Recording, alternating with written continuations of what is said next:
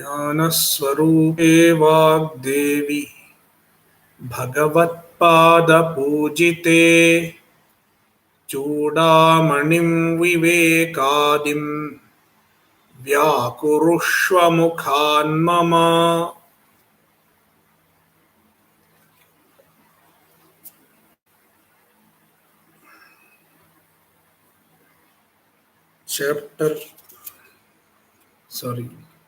Vivekachudamani,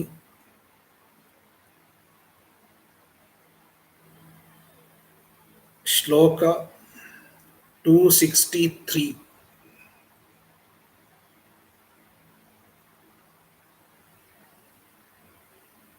Yachakastyanaparam paratparam pratyagekarasamatmalakshanam satyachit sukhamanantamavyayam brahma tattvamasi bhavayatmani.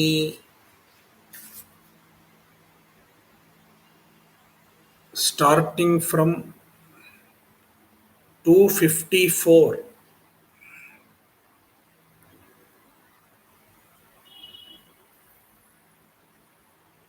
The shlokas are meant for meditation. Shabdanuvidhyadhyanam.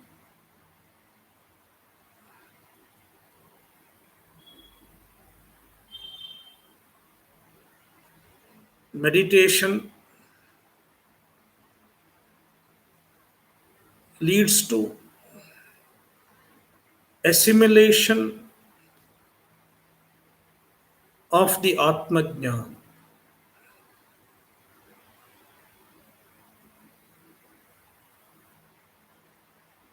It is Nididhyasana.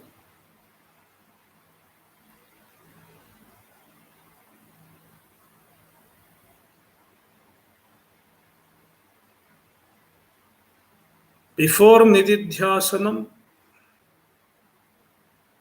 one should have clarity, one should have conviction. Therefore,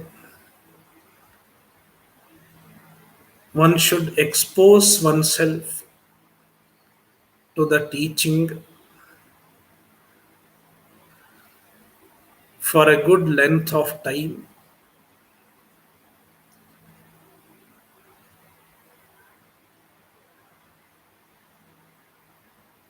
And then one practices Nididhyasanam. These verses are useful to do Nididhyasanam.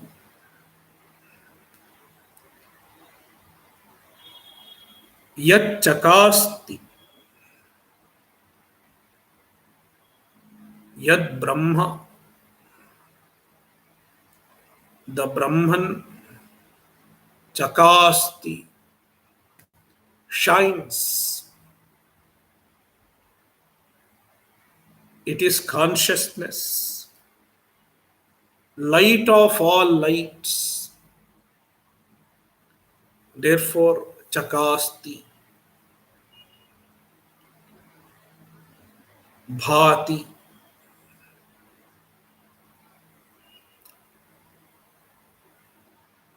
anaparam, na vidyate aparam yasya tat anaparam. Brahman does not have aparam, effect, karyam.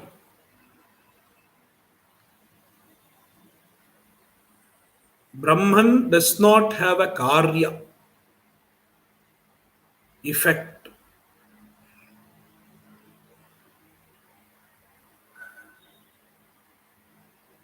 It does not become cause.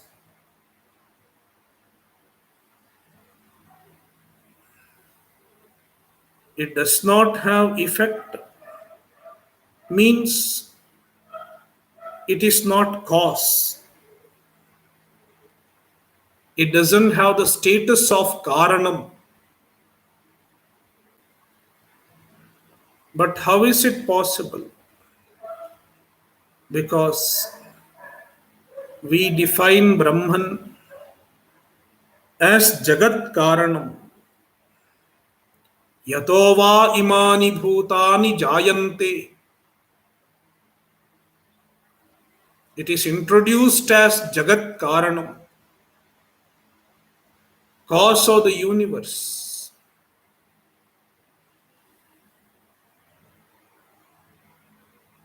Then how can you say it doesn't have the status of Karana?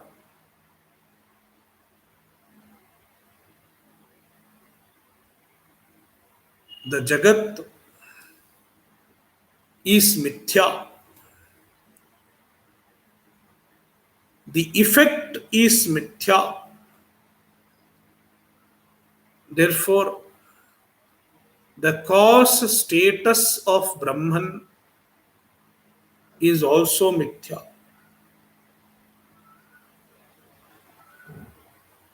Therefore, Brahman does not have the status of Karanam from the absolute point of view. Therefore, Anaparam, Paratparam,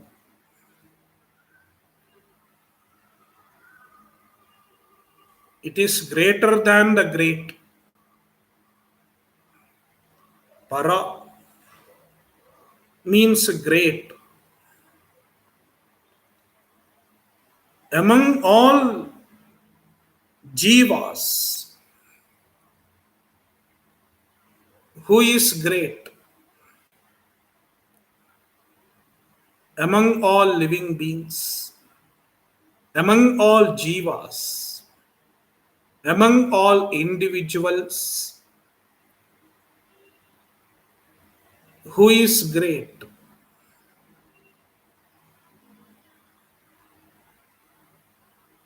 From the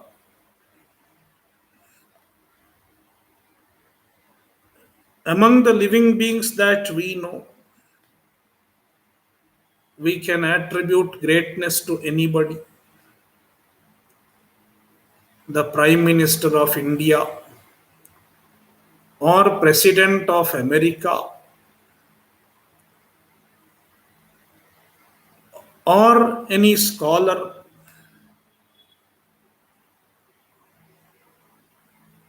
any Nobel Prize winner, any cricket star, we can call them great. Who is greatest? It might vary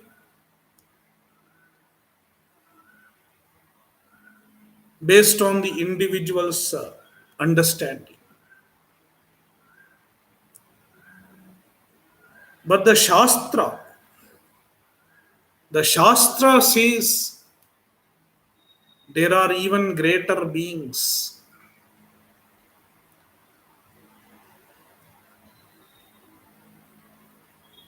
Like the Devatas, they are greater because they have more knowledge, more power than the human beings. There are Devatas, there are Rishis, and the greatest among all is Hiranyagarbha. Hiranyagarbha is the greatest jiva because of his knowledge and power.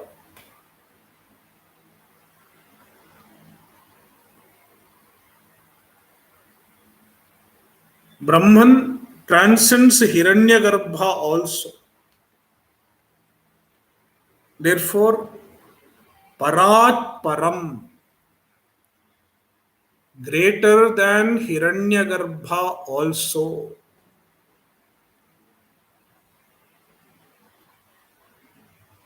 Therefore, if you aspire to be something, all of us aspire to be something. I want to become like this great man, that great man. Why don't you aspire to be the greatest? And the greatest is Brahman. Therefore, the best thing that we can aspire to be is Brahman. Parat Param.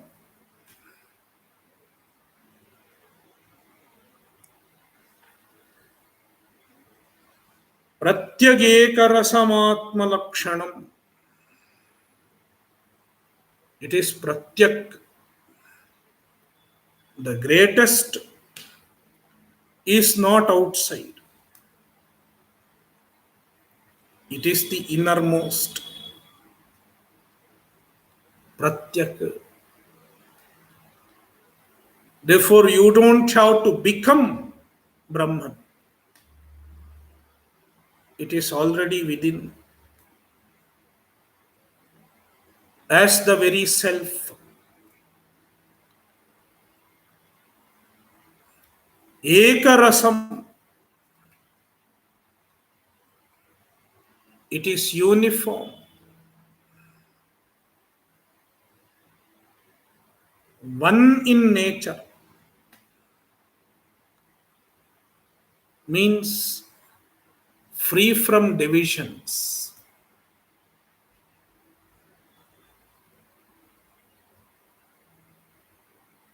Atma Lakshanam. It is Atma Swarupa. It is the Atma, the very self.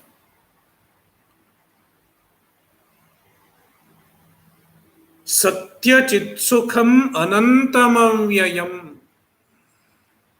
It is Satyam, the absolute reality. Chit, Chaitanya, consciousness. Sukham, Ananda, happiness. Anantam, free from limitations. And Avyayam, free from changes. Brahma, it is Brahman. All these are descriptions of Brahman. All these 10 shlokas described Brahman based on the Vedanta Shastra. For every description, there is basis, there is pramana, and the pramana is in the Vedanta Shastra. The Vedanta reveals this kind of Brahman.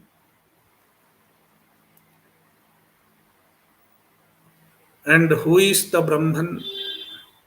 You are the Brahman. Tattvamasi. Atmani bhavaya. Meditate on this in your mind. Thus, the 10 shlokas that are meant for Shabdanuvidha dhyanam are completed.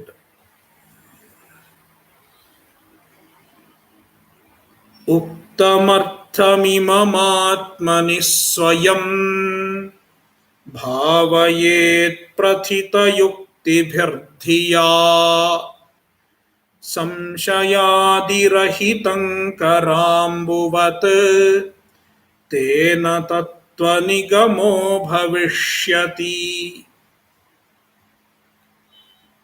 The Guru is suggesting to the Shishya to do Mananam and Nididhyasana.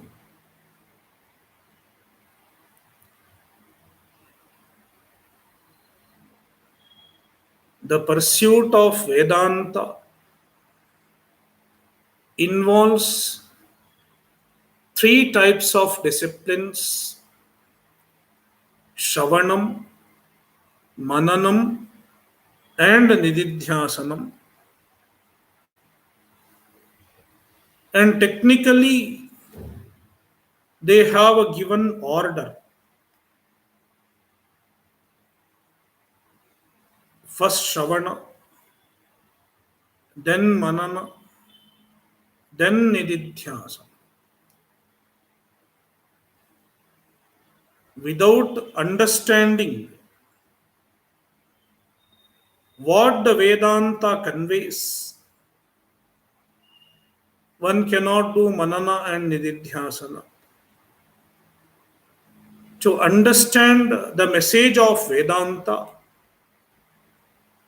one should do Shravanam.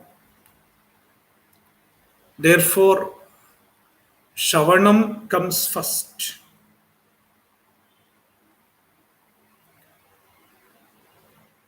Then Mananam, clearing all doubts through reasoning, Yukti.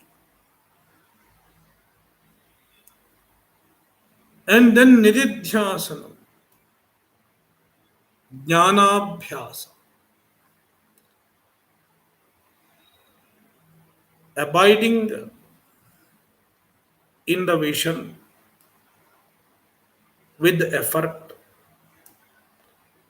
to assimilate the knowledge.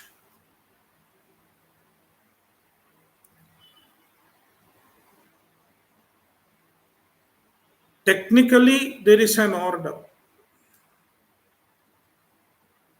but practically speaking, we cannot compartmentalize the three. One cannot say, I will do 3 years Mananam and then 3 years I'll plan Nididhyasana. It doesn't really happen that way, because even when you are doing Nididhyasanam, doubts may occur in the mind.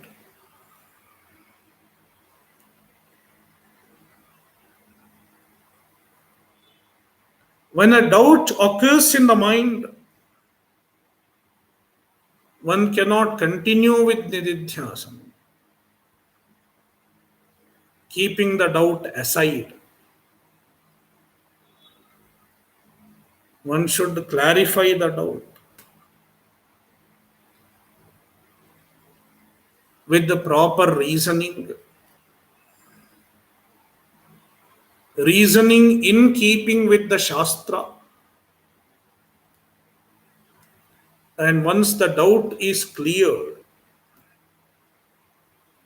whatever doubt appears,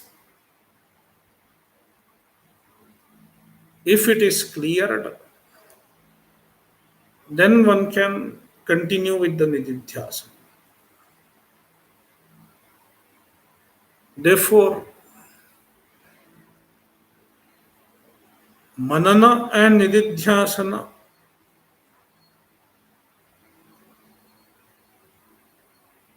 should happen hand in hand.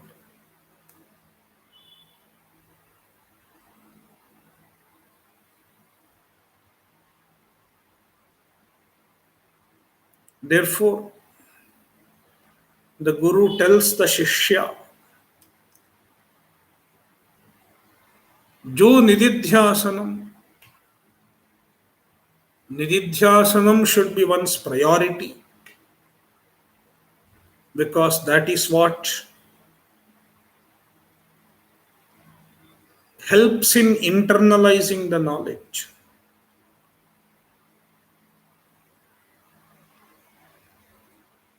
But while making effort to do Nididhyasanam, you may also get doubts.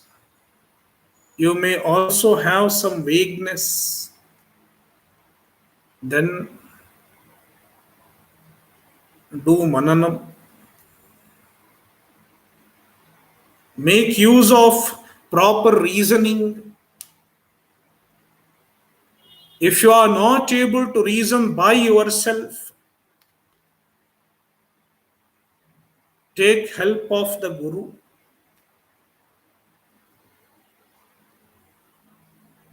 Take help of the Shastra and clear the doubts and continue the Nididhyasanam.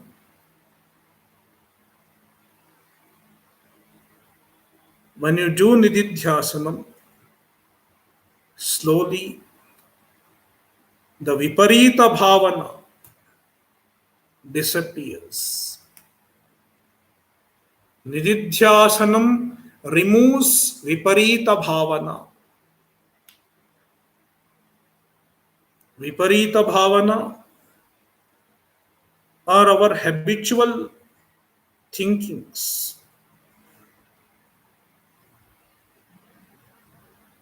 that are contradictory to the knowledge,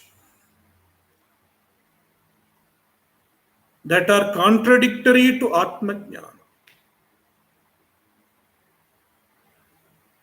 For example, I am limited. This thought is Viparita Bhavana.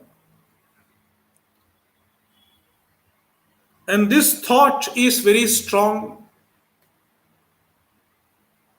because we have been thinking so for many, many years, many janmas.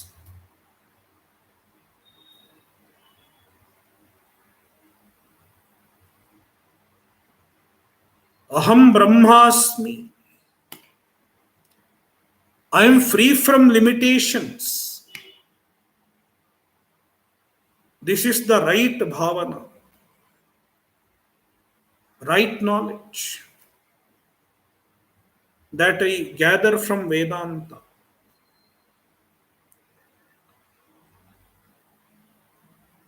But my habitual thinking, I am limited, overpowers the right knowledge. That is why the habitual thinking, Viparita Bhavana, should be erased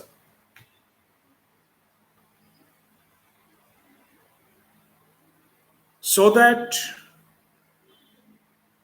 proper understanding takes root in my mind.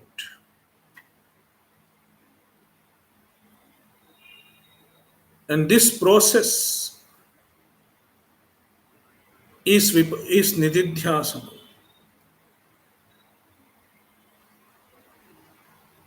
When I abide in the understanding with effort, I am free from limitations.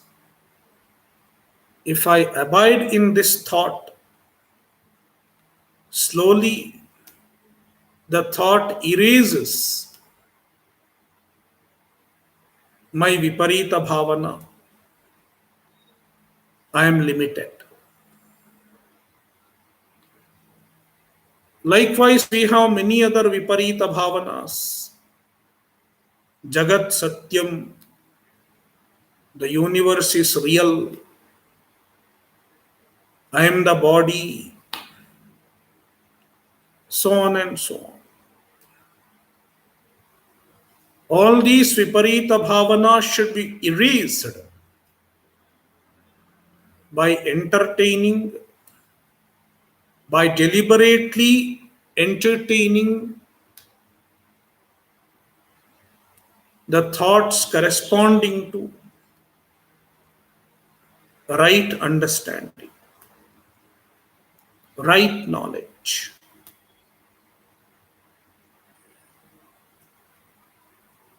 It is the process of Nididhyasanam. Nididhyasanam removes viparita bhavana. Mananam removes samshaya. And Nididhyasanam removes viparita bhavana. And when samshaya and viparita bhavana are removed, when the mind is free from samshaya and viparita bhavana, the knowledge is free from all obstacles, all pratibandhas, and you are clearly awake to the truth. The truth becomes very much evident and very much available.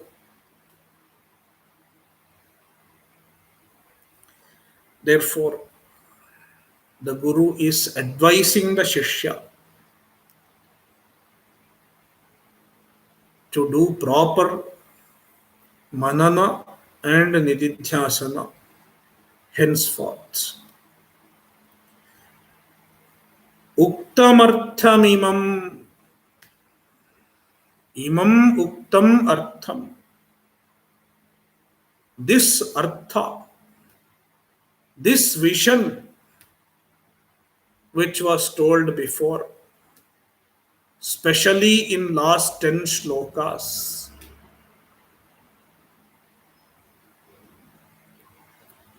you are Brahman. This fact. And this is about Atma, Atmani, Atma Vishayaka. It is all about yourself. It is not about a second person and it is not about a third person. It is the first person. The Brahman is not a second person or a third person. You are Brahman. Aham Brahmasmi. Therefore, it is Atmani, about Atma, about one's own self. Bhavayet. Meditate on this. Contemplate on this. Swayam, yourself. Meditation cannot happen with a partner. Meditation is done alone. Ekaki, Vivikta Deshe.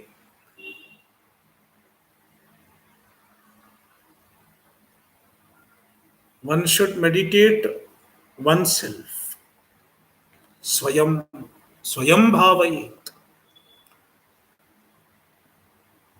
And while trying to meditate, one can have doubts, samshaya. It pops up once in a while. How is it possible? Is it logically possible? Can I be really Brahman? There are doubts. And they need to be sorted out with the help of Vedanta Anuguna Yukti, reasoning that is in tune with Vedanta. Prathita Yuktibhirdhiya, Prathita Yuktibhihi, with the proper reasoning. Dhiya, in one's mind. One should sort out the doubts. And after resolving the doubt, one can continue with Nididhyasana. This should be one's lifestyle. Manana Nididhyasana.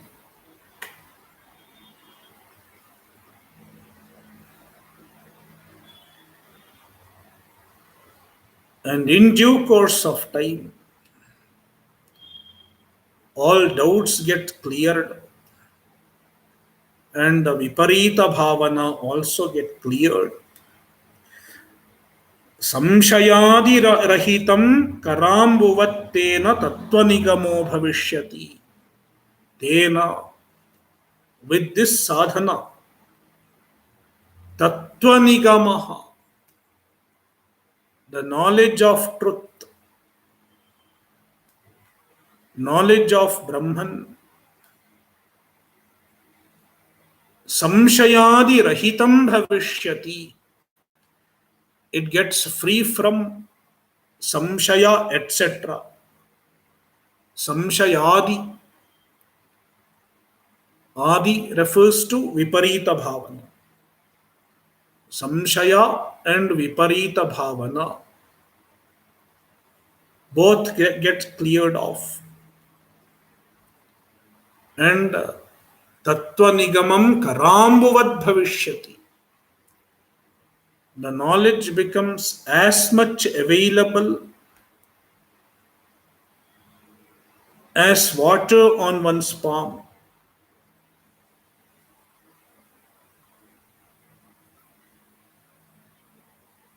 Easily available. Karambu, water in the palm. When the water is underground, it is not easily available. One has to dig well and pull it out. But this water, when it is available on one's palm, one can drink it as and when one likes. Similarly, with proper Shravana, Manana and Nididhyasana, Aham Brahmasmi, this knowledge also becomes very spontaneously available. You don't lose sight of the truth, even when you are doing all worldly transactions.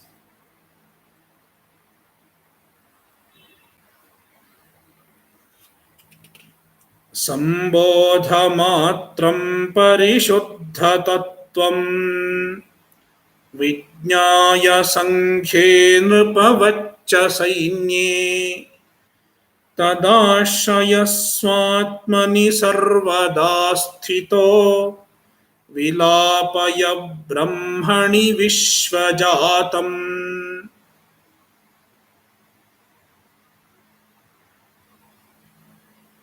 Once again, the author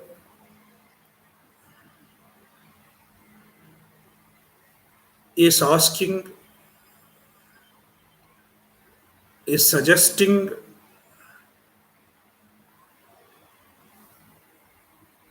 to assimilate the knowledge,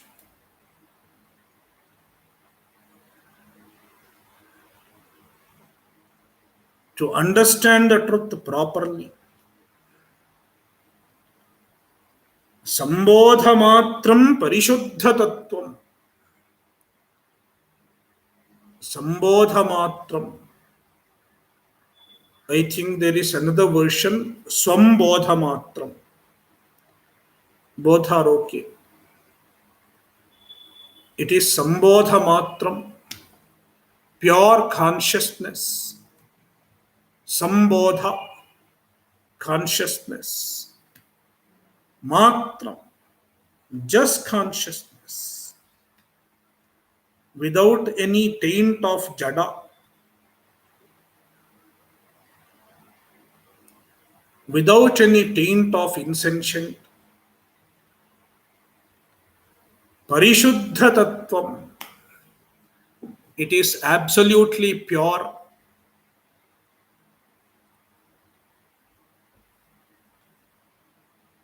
Vijnaya. Recognize it. Where should one recognize the Atma? Sanghe. In the body, mind, and senses.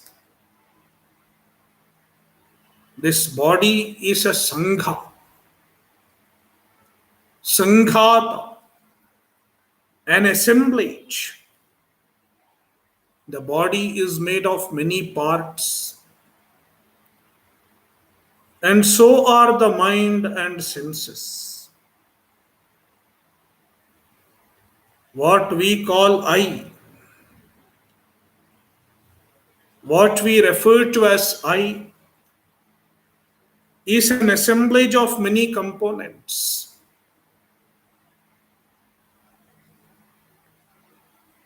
Sanghata. The Sanghata itself cannot be the Atma.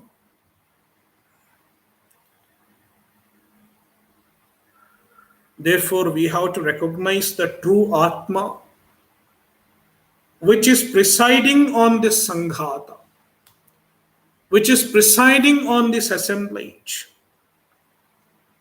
And that is the Chaitanya.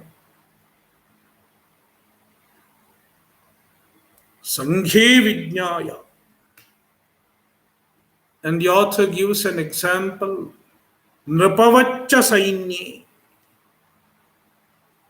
Like recognizing the king in an army. The army is presided over by a king.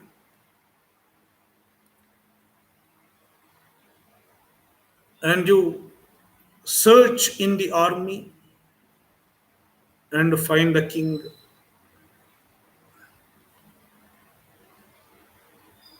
Likewise, this assemblage of body, mind, and senses is presided over by the Atma. It should be recognized. Then, Tadashayaha. Take refuge at the Atma.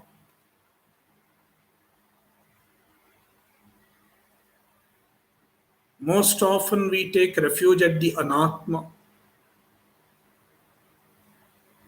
We place our trust on the Anatma.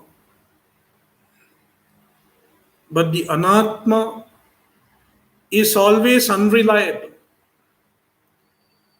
because it is never permanent.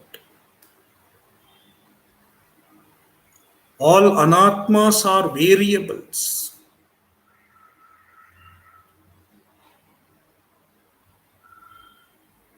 Therefore, taking refuge at the anatma always results in problems. As long as we depend on the anatma emotionally, we are vulnerable. Emotionally vulnerable, psychologically vulnerable. Therefore, shift the dependence from the anatma to the atma. Tadashayaha. Swatmani sarvadasthitaha. Always abiding on the atma. Always abiding on one's own atma.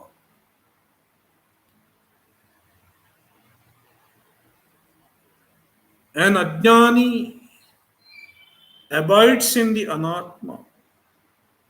He places himself in the anatma. I am the body. I am the mind. The I identification is placed on the anatma. On the other hand, a jnani positions the I in what deserves to be called I.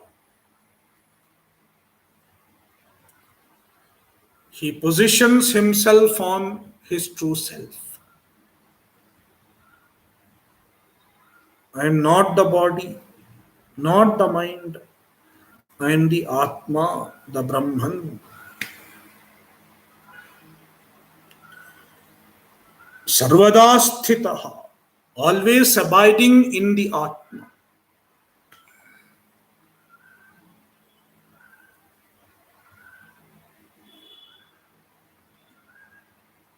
Vilapaya Brahmani Drshya-jatam. Drshya-pravilapanam. Vishwajatam or Drishya-jatam. I think another reading is Drishya-jatam, which is in a way better reading. Drishya-jatam or Vishwajatam. Vishwajatam means everything, all objects.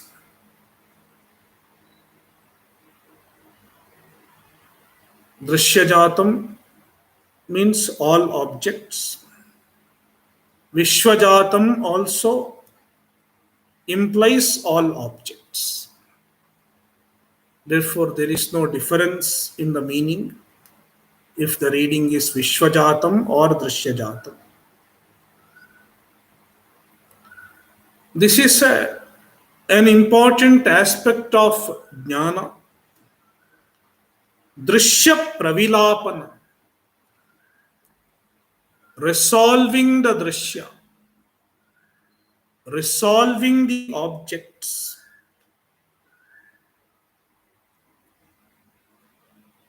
Let's understand this with an example. Clay and pot.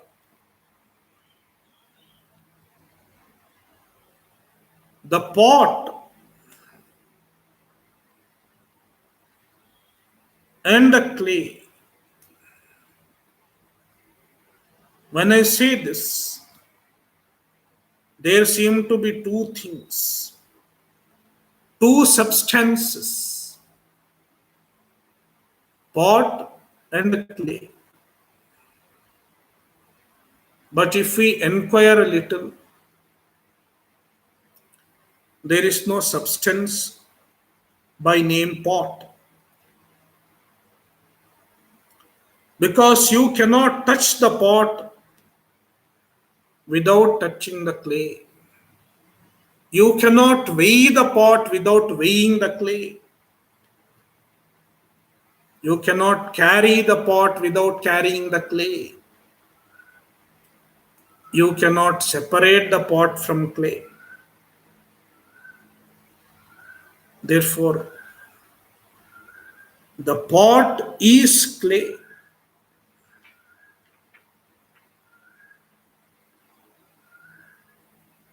When you understand this, there is no substance called pot. Then where has the pot gone? The pot is as though merged in the clay, in your understanding. After this inquiry, you will not say there is pot and clay. You will just say there is clay. You won't say there is ornament, there is gold.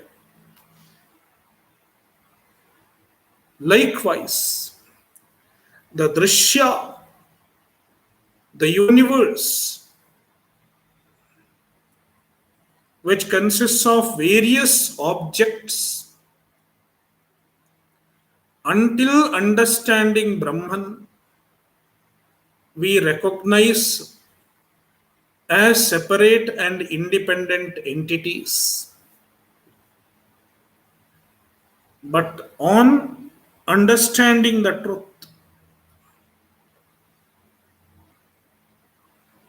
we do not recognize them as independent entities because we know that no object exists independent of Brahman. Every object is essentially Sat, the existence, which is nothing but Brahman. When we understand this, it is as good as resolving all the objects into Brahman. It is called Drshya-pravilapanam, resolution of the Drishya, resolution of the objects into Brahman. And the Guru tells the Shishya, Vilapaya Brahmani Drishya Jatam, resolve all the objects into Brahman, which essentially means Mithyatva Nishchayaha, ascertaining the Mithyatva of the universe.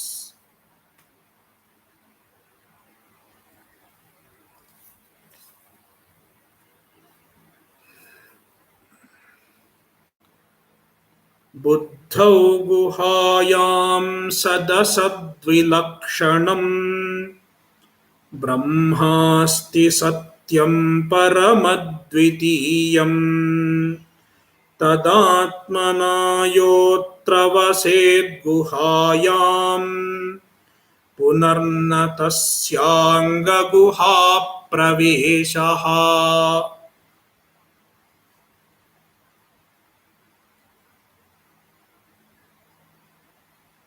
Buddhau guhayam,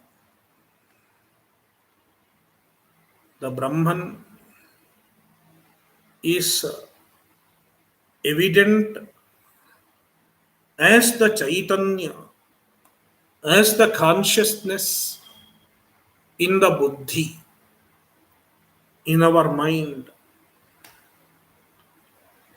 as the very illuminer of the mind, as the very witness of all functions of the mind. Buddhau, in the Buddhi. And the Buddhi is called Guha, Guhayam, because that is where the Brahman is hiding.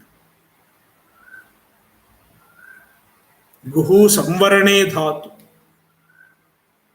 It is the hiding place of Brahman. Also, it is the place of availability of Brahman, where we can find Brahman. Therefore, Buddhi is called Guha. Buddhau Guhayam Brahma Asti. The Brahman exists. In fact, the Brahman exists everywhere, being all pervasive. Yet, the Brahman is available in the Buddhi as the consciousness. Buddhi is the Upalabdhi Sthanam of the Brahman. Therefore, the author specifies Brahman is in the Buddhi,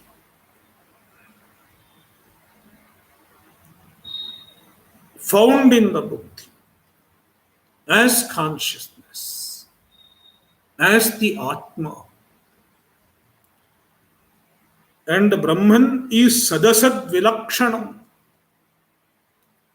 distinct from both manifest and unmanifest.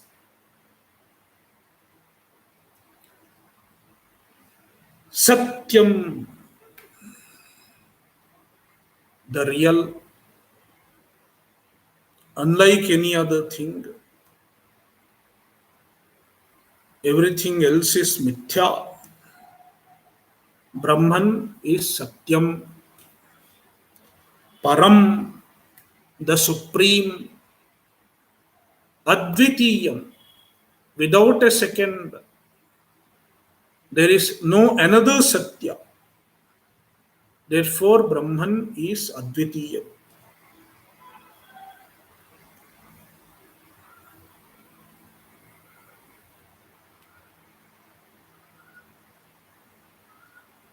Tadatmana yotra vaset guhayam.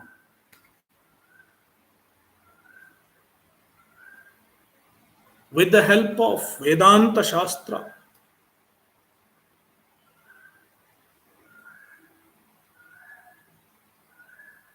in due course of time,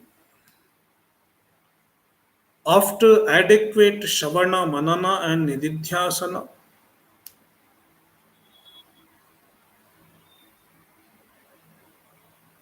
one becomes a Tadatma.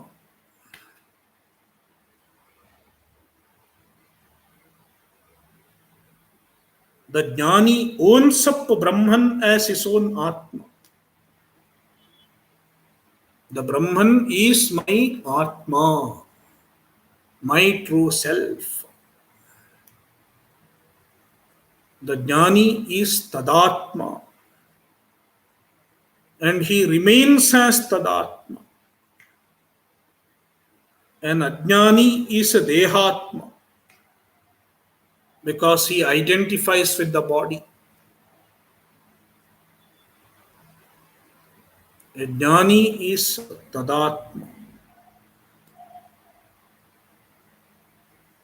Brahmaveda Brahmaiva Bhavati. Tadatmana, being the Brahman.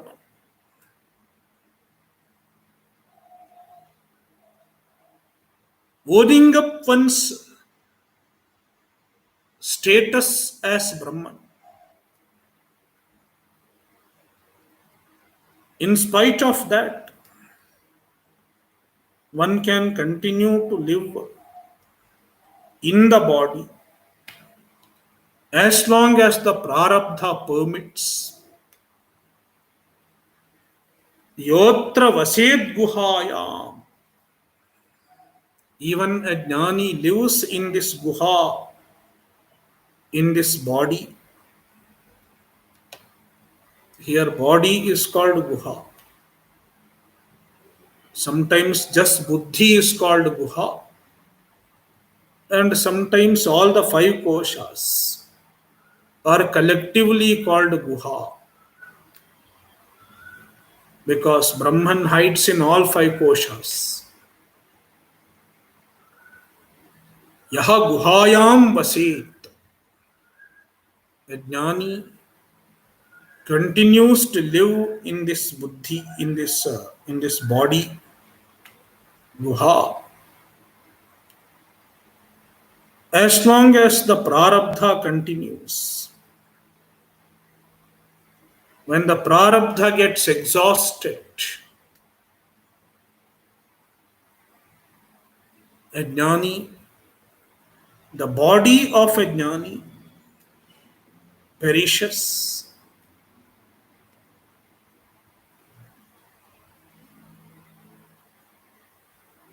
But unlike an ajnani, a jnani does not take rebirth. The Shastra reveals so.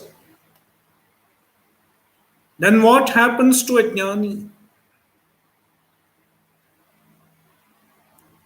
He is free from all bodies. He is free from embodiment, free from limited identity.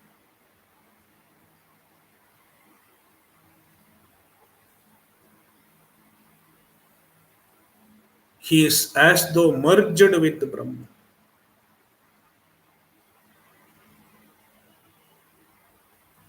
Punarna tasyanga guha praveshaha. He does not enter into body once again. Anga guha.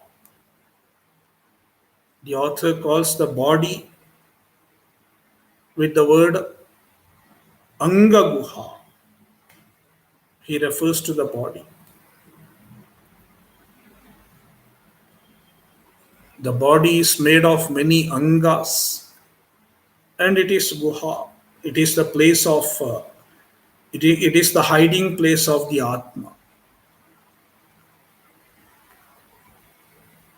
A jnani does not enter into body once again. Unlike an ajnani, he is free from rebirth. Instead, he becomes one with the Brahman. He remains as Brahman. It is called Videha Mukti. A jnani enjoys the knowledge and enjoys its phala, jnana phala, the result of knowledge, even while being alive. It is called Jivanmukti.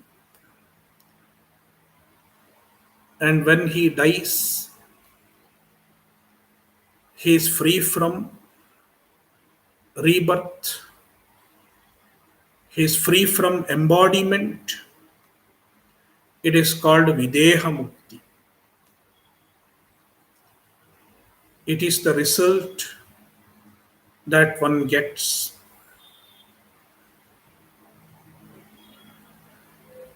The result of Brahmajnana.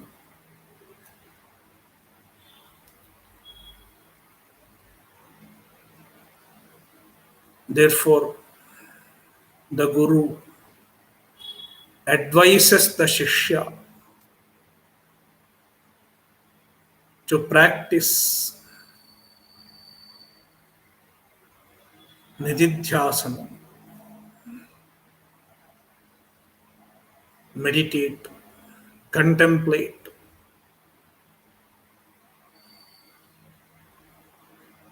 and when there is no clarity, you do Mananam.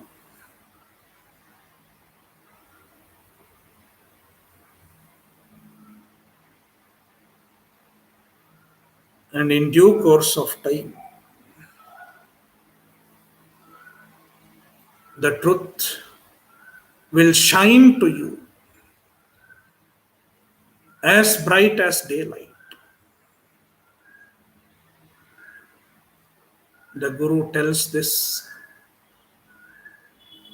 from what he has seen in his own life.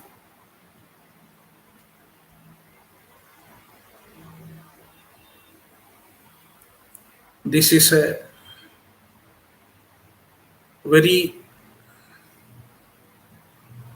appropriate point to conclude Vivekachudamani sessions. We have done up to 266. The following verses of Vivekachudamani are rather elaborations on Nididhyasana. Nididhyasanam is explained in greater detail. But with this verse, we have completed the essential teaching of Vedanta.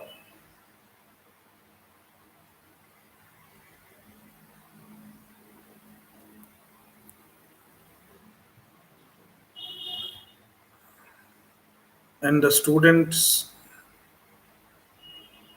if they have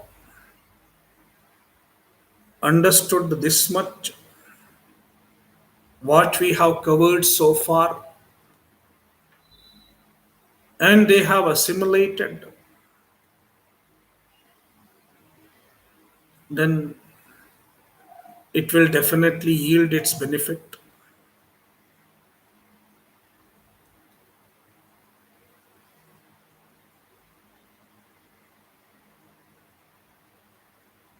The following verses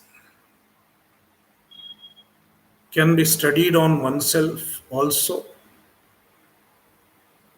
if one is interested in them.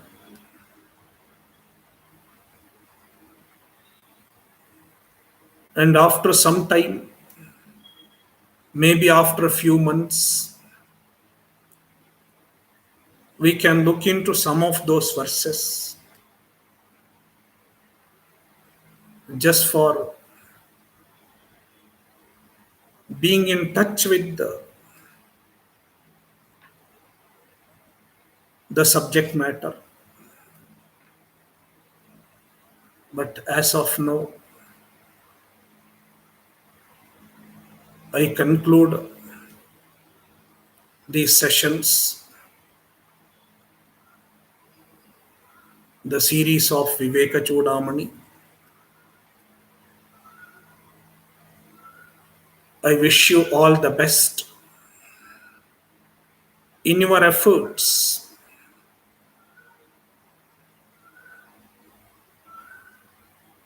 in your effort